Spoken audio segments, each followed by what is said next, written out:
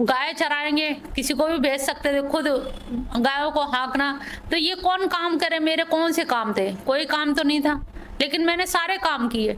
अगर मैं ना करता तो मेरा अनुगमन करके सारे गोप ग्वाल बैठ जाते, और मैं गया जंगल जंगल तो सारे गोप ग्वाल चले मेरे संग में।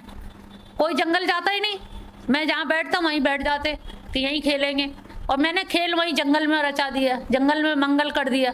और जंगल में मंगल करके गायों की भी सेवा हो गई।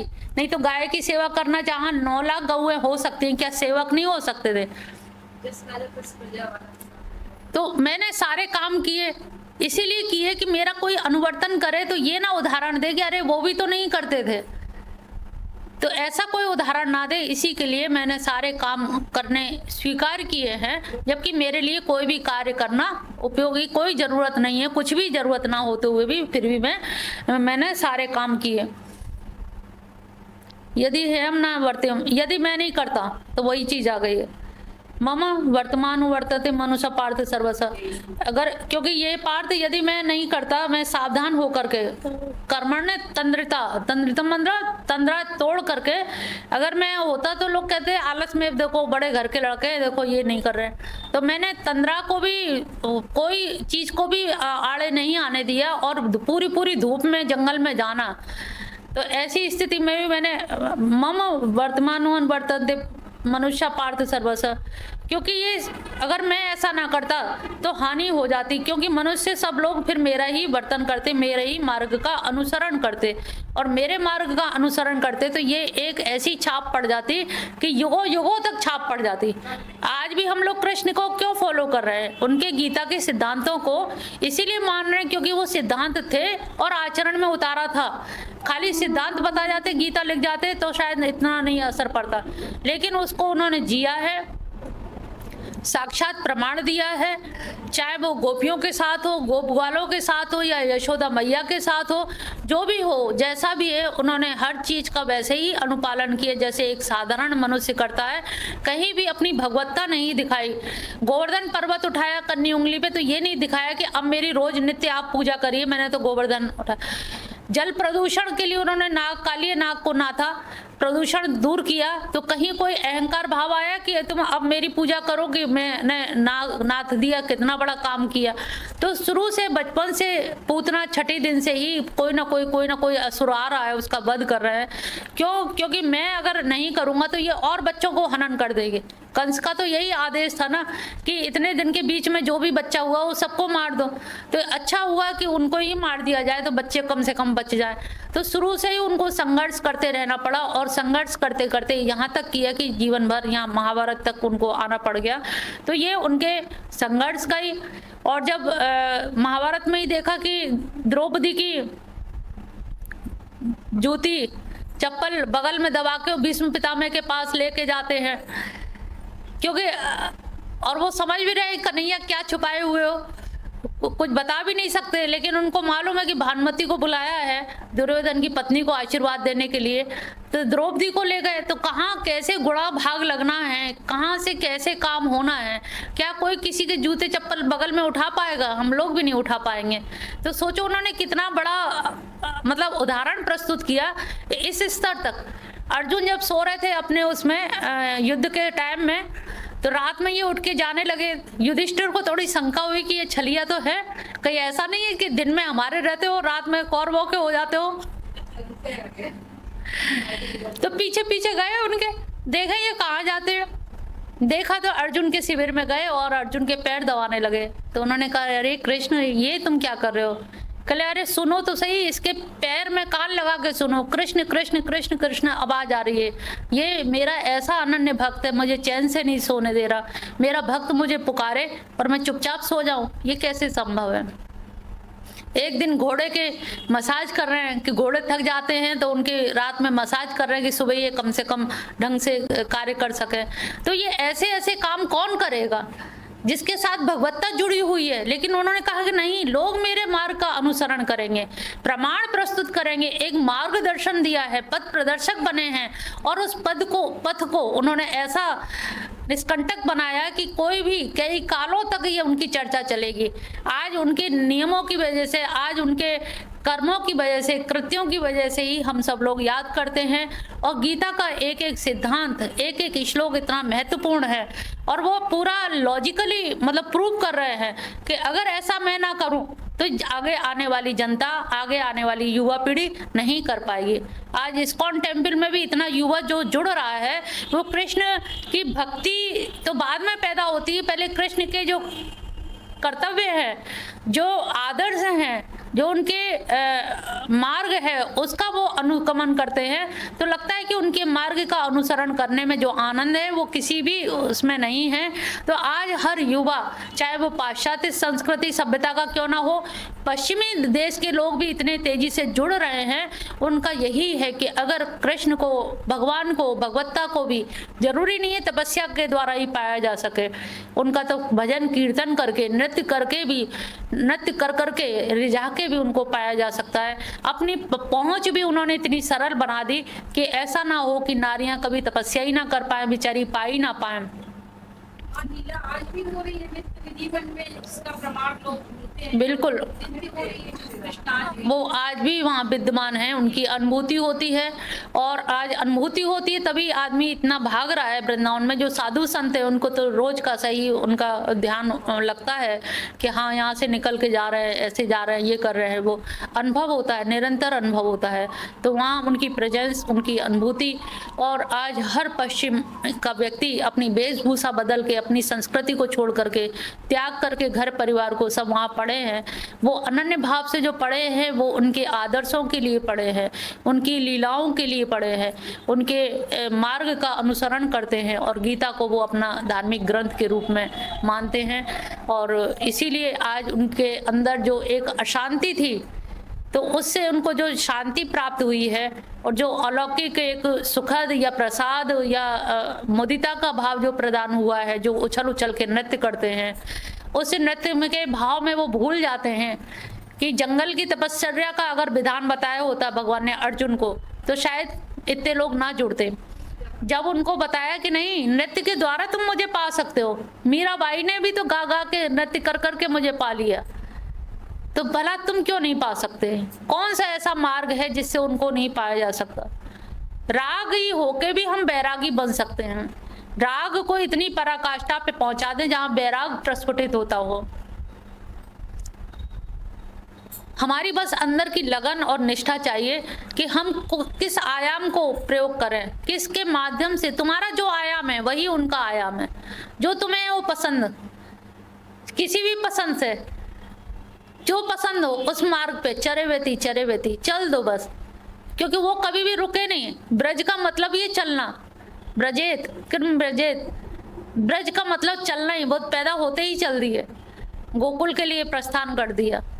तो ऐसे ही ठहरना नहीं है। जो कृष्ण की शरण में आया वो ठहराव के लिए नहीं, गदला जल नहीं बनना है, मच्छर भुनगे बनाएंगे वो नहीं बनना है।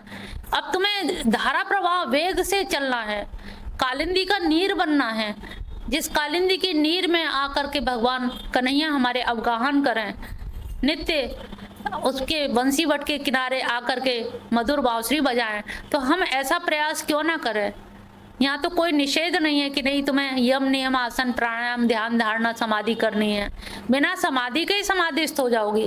कीर्तन करके तो देखो, जोर जोर से उनका नाम लेकर के तो देखो, कदम थिरक उठेंगे तो अपने आप ही लगेगा कृष्ण आ गए मेरे अंदर, समाहित हो जाएंगे। तो कोई आयाम ऐसा नहीं बचा जो उन्होंने नहीं बताया। इसीलिए उन्होंने तपश्चर्या का विरोध किया। कहाँ जाएगा अर्जुन, तूने गांडीव चलाना सीखा है, तुम उसी के चलाने में, उसी में योगा कर्मसु कौशलम, तुम्हें जो आता है उसी में कुशलता ले आओ, वही योग बन जाएगा। कुशलता लाके तो देखो, कौन सा ऐसा विधान है जो उनके विधान में ना आता हो। तुम चोरी करना जानते हो तो चोरी करो, ढंग से चोरी करना जान लो, तो अभी तुम उनको ही पालोगे। क्योंकि जब वो तुम्हारे आदर्श हैं तो उनका नाम लेके चोरी करोगे, तो चोरी भी अनासक्त भाव से हो गई। और उस चोरी को क्या करते थे भगवान? बलदाऊ को तो नहीं खिलाते थे ना, अकेले खाते थे, बांट देते थे ना। तो तुम भी बांट दो, बांट के तो देखो कितना अच्छा लगेगा। वो चोरी तुम्हें इतना आनंद दे जाएगी कि इतना चोरी करके लाए और सब में बांट दिया, अपने घर के लिए कुछ नहीं रखा, वही तुम्हारा योग बन जाएगा। बांटना ही धर्म है और छुपाना ही पाप है। अगर चोरी करके वो छुपा लेते तो चोरी पाप होती, लेकिन उनकी चोरी लीला कही जाती है, माखन चोरी लीला। तो लीला कहने का मतलब यही है कि करके तो देखो, जिस दिन चुरा के मेहनत करके छुप के चुरा के लेके आओगे और फिर बांटोगे सब में, कितनी खुशी होगी और सब खाएंगे तो तुमको अलग ही आनंद आएगा कि हाँ हमारी चोरी भी अनासक्त भाव से कृष्ण को अर्पित करके की थी, वो कृष्ण का प्रसाद बन जाएगा, कृष्ण का भोग बन जाएगा और उस भोग को सभी लोग ग्रहण करेंगे तो वास्तव में आनंद आ जाएगा। तो ये कृष्ण की शरण में जाने के लिए बहुत सारे आयाम हैं, बहुत सारे लक्ष्य हैं, बहुत सारे सुपर 24 में है। उत्सीदिमा लोका न कुर्या कर्म चेद हम संकरस्य करता। अब उनको कितनी चिंता हो रही है कि अगर मैं थोड़ा सा भी गड़बड़ी कर जाऊंगा तो मैं अगर कर्म ना करूं तो ये सबके सब लोका जितने सारे लोग हैं नष्ट भ्रष्ट हो जाएंगे। उत्सीदेय सबके सब नष्ट भ्रष्ट हो जाएंगे और वर्ण संकरता को प्राप्त होंगे और मैं उनका कर्ता हो जाऊंगा। इस प्रकार मैं सभी प्रजा को नष्ट करने वाला बन जाऊंगा।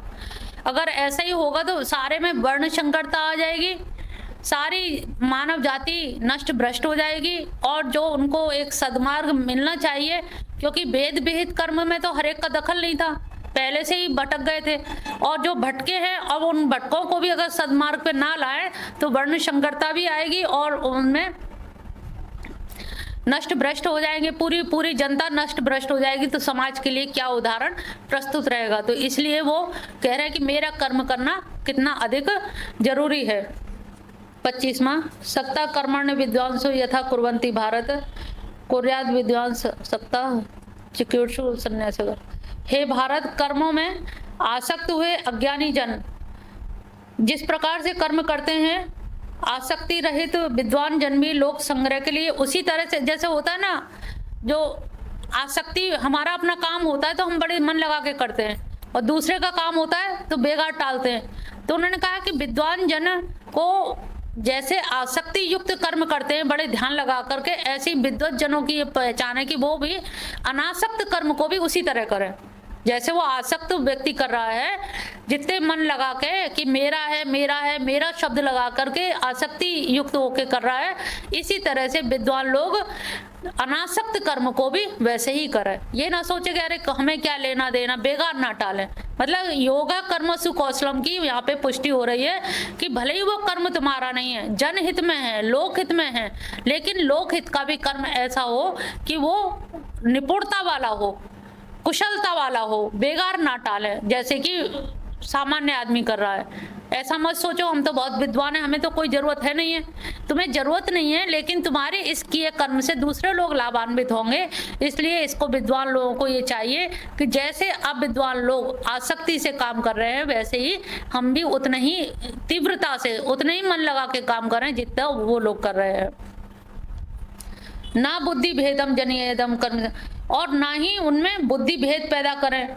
ज्ञानी लोगों को बुद्धि भेद नहीं पैदा करना चाहिए। शास्त्रविद कर्मों में आसक्ति वाले अज्ञानियों की बुद्धि भ्रम, जैसे होता है ना, बहुत सारे लोग कहते हैं अरे तुम ये जाने क्या नाच गाना भजन और मजीरा ये सब क्या वो कर रहे हो, इसका कोई मतलब नहीं है। उन्होंने कहा बुद्धि भेद मत तैयार करो, विद्वान लोगों का ये काम नहीं है। एक मूसा हुए हैं तो एक ग्वारिया था, तो वो बकरी अकरी गाय चरा के बैठ के ऊपर पहाड़ी पे कहा करता था कि अब शाम हो रही है, मेरे कन्हैया आते होंगे, अब उनके पैरों में कांटे चुभे होंगे, कांटे निकालूंगा। घुंघराले बाल हैं, जुए भी पड़ गए होंगे, कौन काटता होगा, यशोदा मैया काट नहीं पाती होंगी, उनके जुए भी बीनूंगा, उनकी धूल झाड़ूंगा, वस्त्र गंदे हो गए होंगे। जोर जोर से कह रहा मेरे कन्हैया आ रहे होंगे, मैं उनका ऐसा करूंगा वैसा करूंगा। तो मूसा वहां से निकल के जा रहे थे, तो उन्होंने कहा अरे मूर्ख, वो कृष्ण भगवान है और भगवान के तू जुए निकालेगा, उनके पैर में से कांटे निकालेगा, तेरी इतनी औकात है, ये तू मूर्खता की बात कर रहा है, ऐसी बातें मत कर, ना वो आएंगे ना कुछ। अच्छा, वो भाव जगत में रहता था, भाव में सोचता था कि आ गए हैं, लेट गए हैं, सिर रखा हुआ है, मैं ऐसे ऐसे कर रहा हूँ, उतने में ही उसका 1 घंटा 2 घंटे निकल जाते थे। तो ये क्या है, बुद्धि भेद ना तैयार करें। तब वो आकाशवाणी हुई कि मूसा, तुझे इस पृथ्वी पर भेजा था कि तू धर्म की स्थापना करेगा, भक्ति बढ़ाएगा, और तू क्या है, एक भक्त को जो भाव प्रधान था तूने अभक्त बना दिया। अब वो बालक ग्वारिया एकदम विचलित हो गया कि अब 2 घंटे कैसे कटे, अब तो कोई काम नहीं है, अब तो कहाँ जाऊं मैं, कैसे करूं, क्या करूं। ये इस स्थिति, अभी तक एक लक्ष्य था कि आ रहे होंगे, बाट जो रहा था, तल्लीनता थी मन से और वैसे ही भाव बन रहा था, अब वो भाव खत्म हो गया। अब मैं करूं तो करूं क्या। तब ये आकाशवाणी हुई कि तुम्हें ऐसा भेद बुद्धि नहीं तैयार करनी चाहिए। हर एक व्यक्ति का अपना अपना भाव जगत होता है, अपने अपने विचार होते हैं, अपना मन होता है और अपने मन के अनुसार जो जिस भाव से पूज रहा है उसको पूजने दो। उनमें ज्यादा अपनी विद्वत्ता मत दिखाओ कि हम ज्यादा विद्वान हैं। ये कुछ नहीं होता। यम नियम करो, आसन लगाओ, प्राणायाम करो। उसने कहा मुझे तो आता ही नहीं है। तो क्या वो आदमी भ्रष्ट हो जाएगा फिर? वो तो कहीं सब जगह से गया। तो जो जहां जैसे लगा है उसे लगा रहने दो। जो व्यक्ति उल्टी माला कर रहा है उन्होंने कहा हाँ ठीक करते रहो। अब मरा मरा से उनका देखिए क्या हो गया, तो राम राम हो गया। तो जो जहां उल्टा भी कर रहा है उसे करने दो, उसका खंडन मत करो। बहुत से लोग अरे तुम हाय ऐसा करती हो, महिलाओं में ये बड़े, अरे तुमने ऐसा किया, हाय राम, तुम्हें इतना भी नहीं पता। अभी तक जो पता तो बेचारी पूछना चाह रही थी, उन्होंने पूछना भी बंद कर दिया कि लोग ये हाय हाय करेंगे, क्या है इन्हें इतना भी नहीं मालूम, इतनी उम्र में इतना भी नहीं मालूम, हाय ये भी नहीं अरे ऐसा मत करो, हाय हाय मत करो। पता नहीं तुम ही अनभिज्ञ हो या वो विज्ञ है, हो सकता है उसमें भाव की प्रधानता हो। तुम्हारे अंदर केवल ज्ञान की प्रधानता है। ज्ञान तो शुष्क होता है, भाव स्निग्ध होता है, चिपचिपा होता है, भाव पकड़ लेता है भाव। तो भाव से भगवान जल्दी प्रसन्न होते हैं। किसी के भाव की अवहेलना मत करो। किसी को ये मत बताओ कि तुम बहुत छोटी बुद्धि वाले हो, कम अकल हो। जो जहाँ लगा है, भगवान भाव के भूखे हैं तो भाव ही मिलने दीजिए। उसके लिए हमें पढ़ाई लिखाई की भी जरूरत नहीं है। प्रेम के लिए कौन सी पढ़ाई चाहिए? क्या गंवार आदमी प्रेम नहीं कर सकता?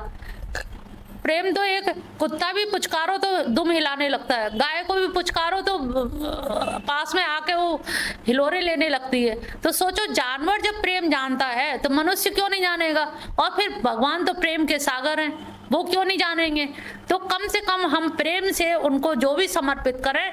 कोई भी अपने आप में विद्वान बनने की कोशिश ना करे कि हम बहुत बड़े विद्वान हैं, हमने तो ऐसा सुना है, हमने ऐसा पढ़ा है।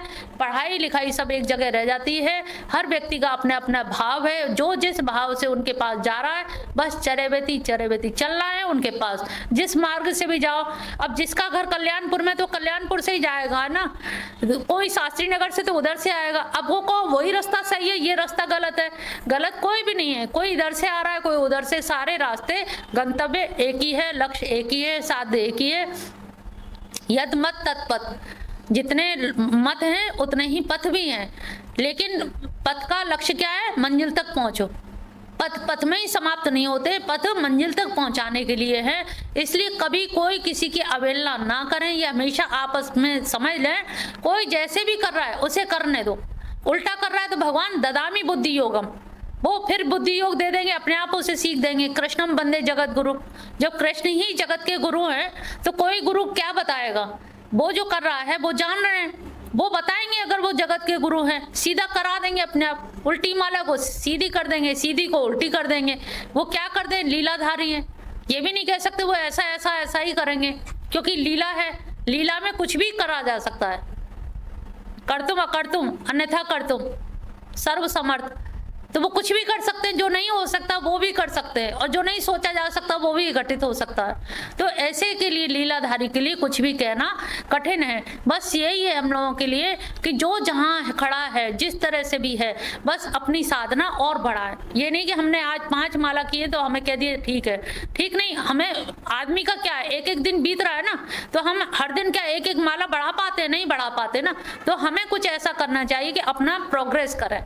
जैसे छोटे बच्चे की हाइट बढ़ती जाती बड़ा हो जाता है, कक्षाएं बढ़ रही हैं, सब चीज बढ़ रही हैं। तो हर चीज बढ़ रही, तो हमारी साधना क्यों नहीं बढ़ रही? हमारा जप क्यों नहीं बढ़ रहा? तो हमें भी अपना जप बढ़ाने के लिए अधिकार है। और ज़्यादा से ज़्यादा जितना हम जप बढ़ाएंगे, जितना ध्यान साधना करेंगे, उतना ही हमारे वो अंदर अंतःकरण में शुद्धता बढ़ेगी। और शुद्धता बढ़ेगी, चित्त शुद्धि होगी, तो निश्चित जानिए आपका ज्ञान का प्रादुर्भाव, क्योंकि जिस पे आवरण पड़ा है वो आवरण धीरे धीरे जैसे प्याज के छिलके की तरह से हटने लगेंगे। आवरण हट जाएगा तो जो विक्षेपण, जो अन्यथा प्रतीति हो रही थी, वो भी नहीं होगी। सही सही आपको प्रतीति होने लगेगी। तो हमें प्रयास यही करना है कि कैसे हम भगवान श्री कृष्ण के चरणों में गा करके जाएं, पूजा करके जाएं या उनका भजन बना के जाएं, नृत्य करके जाएं। अखंडानंद जी कहे जाते हैं कि एक दो घंटे अपने कमरा बंद करके नृत्य किया करते थे, जबकि भारी शरीर था अखंडानंद जी का, वेदांती थे, लेकिन वेदांती होने के बावजूद भी वो नृत्य के द्वारा भी भगवान कृष्ण को पाया जा सकता है। इससे ज्यादा सरल विधा और क्या होगी। तो इतना उत्तम और सरल विधा बताई गई है। प्रकृति क्रियमाणानि गुणैः कर्माणि सर्वशः अहंकार विमूढ़ात्मा कर्तार अहमनति। प्रकृति के जो भी गुण हैं वो सारे गुणों के कारण ही सब अपने आप में बरत रहे हैं। संपूर्ण कर्म सब प्रकार से प्रकृति के गुणों में ही हो रहा है, वो हो रहा है। लेकिन अहंकार विमूढ़ आत्मा जो है, जो भटक गया है या जो अटक गया है, वो अहंकार से अपने आप को कर्ता मानता है कि मैं ही हूँ, कर्ता अहमिति मन्यते, वो अपने आप को ही सब कुछ कर्ता धर्ता मान लेता है और उसी में उसको अहंकार होता है। जबकि वो क्या रहा है, नीचे दिया है गुणा गुणेषु वर्तन्ते, क्योंकि गुण ही गुण में बरत रहे हैं। कौन से गुण? प्रकृति के 3 गुण बताए थे। ज्योति कौन से गुण है? और ये सतरजतम हर मनुष्य में आए, और सतोगुण रजोगुण तमोगुण के बर्तन भी इन्हीं गुणों का गुण में हो रहा है। गुणा गुणेषु वर्तन्ते, तो तीनों गुण ही गुण में हो रहा है। लेकिन वो आदमी क्या सोचता है, मैं कर रहा हूँ। उन्होंने कहा कि अगर आपके अंदर सतोगुण नहीं है तो तुम कितना भी जप करोगे तब भी नहीं हो पाएगा। रजोगुण कहीं ना कहीं आपको विचलित कर देगा, या तमोगुण आपको नींद में ले जाएगा। तो हमारा तमोगुण को हमें हराना है तो हमें ज्यादा से ज्यादा जप करेंगे। कैसे? क्योंकि तीनों हैं तो हमारे अंदर, लेकिन अब बढ़ोतरी किसकी होनी है, किसको बढ़ाना है, जिससे हमारा ये आगे के लिए चीजें सही हो जाए। तो गुण ही गुण में बरत रहे हैं। जैसे गाड़ी है, गाड़ी में देखते हैं कि लोहे की चाबी होती है, लगता है हम चला रहे हैं, लेकिन देखा जाए तो लोहे की चाबी जिसके अंदर डालते हैं वो भी लोहे का होता है। चाबी घुमाई, गाड़ी स्टार्ट हो गई। तो ये लोहा लोहे में बरत रहा है, लेकिन लग क्या रहा है, गाड़ी हम चला रहे हैं, जबकि हम नहीं चला रहे। ऐसा हो सकता है कि गाड़ी की चाबी ना हो और गाड़ी चल जाए बिना चाबी के? नहीं। तो लोहे की चाबी लोहे में बरत रही है और हम केवल बैठे हैं। तो बैठने से वही घुमाने से स्टार्ट होगी, बिना घुमाए भी नहीं होगी। तो गुण का गुण में बर्तन हो रहा है तभी वो गाड़ी आगे चली। तो इसी प्रकार से यहाँ पर हम देखते हैं कि गुण ही गुण में बरत रहे हैं। प्रकृति के 3 गुण हैं, तीनों गुणों की साम्य अवस्था को प्रकृति कहते हैं। और इन तीनों गुणों की साम्य अवस्था में रजोगुण का जब उद्रेक हो जाता है, रजोगुण जब फट पड़ता है, निकल पड़ता है बीच में से, तब वो सृष्टि हो जाती है, जीव की उत्पत्ति हो जाती है, सृष्टि का प्रादुर्भाव हो जाता है। तो ये हम तीनों गुण, जो तीनों गुण बरत रहे हैं, सृष्टि का जो कारण है वो भी इन गुणों के ही कारण होती है सृष्टि। और गुणों के आधार पे हमारे जो कर्म होते हैं, कर्मों के आधार पे ही गुणों का विभाजन होता है। संत पुरुष में सतोगुण की प्रबलता होगी, राजनेता में रजोगुण की होगी, और आलसी आदमी में तमोगुण की होगी। और जैसा हम में गुण का प्रबलता होगी, हम उसी तरह से व्यवहार करेंगे, उसी तरह का हमारा आचरण होगा। तो हमारे ये जो गुण हैं, गुण में ही इसी से 3 तरह का हम विभाजन कर लेते हैं। लेकिन विभाजन में भी कभी कोई सात्विक होता है, सुबह उठ के सभी लोग सात्विक होते हैं, सभी जय श्री कृष्णा लिख के भेजते हैं, दोपहर होने तक सब रागी हो जाते हैं, और शाम होते होते तमोगुण आ जाता है। तो ये तीनों गुण सब में पाए जाते हैं, लेकिन समय समय की बात है। तो कौन गुण किस तरह से, किस में कितना है, मात्रा का अंतर है बस, लेकिन है सब में। एक संत है, उसमें भी तमोगुण है, अगर ना हो तो नींद ही ना आ पाए, सो ही ना पाए, विक्षिप्त हो जाएंगे बिना सोए। तो ये तमोगुण भी सब में है। कोई ये ना सोचे हम में नहीं है तमोगुण, या ना बताएं, नहीं भी बताओगे उसके सृष्टि के समय ही आप में समाविष्ट है, शुरू से ही आपके अंदर है, और जब है तो उसको आप नकार नहीं सकते, वो तमोगुण रहेगा ही रहेगा। और रजोगुण हो, रजोगुण से क्रियाशीलता बनी हुई है, अगर रजोगुण नहीं होगा तो आप एक्टिवेट नहीं हो पाएंगे। आपको एक्टिव रहने के लिए, कुछ ना कुछ जीवन यात्रा चलाने के लिए आपको एक्टिव होना ही है, कुछ कर्म तो नित्य कर्म करने ही करने हैं। तो ये आपको, तो ये गुणा गुणेषु वर्तन्ते, ये आपको ध्यान रखना है। और ये गुण कैसे बरत रहे हैं, किस प्रकार से बरत रहे हैं, और किसी भी बरतने के साथ साथ ये ना माने, अहंकार ना हो कि हम कर रहे हैं, हमारे वजह से हो रहा है, ये ना समझें। इसका ध्यान रखते हुए सभी लोग कोशिश करें कि चरैवेति बस भगवान की शरण में चलना है, अंत तो गत्वा वहीं पहुंचना है। कौन कब पहुंचेगा ये आप अपनी अपनी मंजिल अपने आप तय कर लें। प्रति अध्याय कर्मयोग के 28वें श्लोक में गुणा गुणेषु वर्तन्ते इति मत्वा न संयते। अगर हम ये मान लें कि गुण ही गुण में बरत रहे हैं, गुण ही गुण में आचरण कर रहे हैं, तो मैंपन जो है, कर्तापन कि मैंने ये किया, मैंने वो किया, करते करते मर गए, पूरा जीवन मैंने इसके लिए किया, उसके लिए किया, तो ये जो अहंकार वृत्ति है, ये अहंकार वृत्ति क्या है? ओढ़ी हुई वृत्ति है। जैसे हम लोग चुन्नी ओढ़ते हैं, जाड़े में शॉल ओढ़ेंगे, तो ये ओढ़ने वाली चीज है। तो हमने उस वृत्ति को ओढ़ लिया है, जबकि वो है नहीं। अब ओढ़ने से आपको इंगित हो रहा है कि जो ओढ़ी हुई चीज है उसको उतारा भी जा सकता है। ये क्या आवरण है? आवरण जब हमने डाला है आवरण, तो आवरण हट भी सकता है। तो आवरण कहते ही उसकी क्षुद्रता या तुच्छता या निम्नता पता लग रही है कि हमारे हाथ में, हमने ओढ़ी, हम उतार देंगे। एक व्यक्ति पेड़ से लटका हुआ हल्ला मचा रहा है, बचाओ बचाओ बचाओ, कोई बचाने नहीं आ रहा। एक संत जा रहे हैं, कहले कौन बचाए, किससे बचाए? तूने पेड़ पकड़ रखा है, पेड़ छोड़ दे।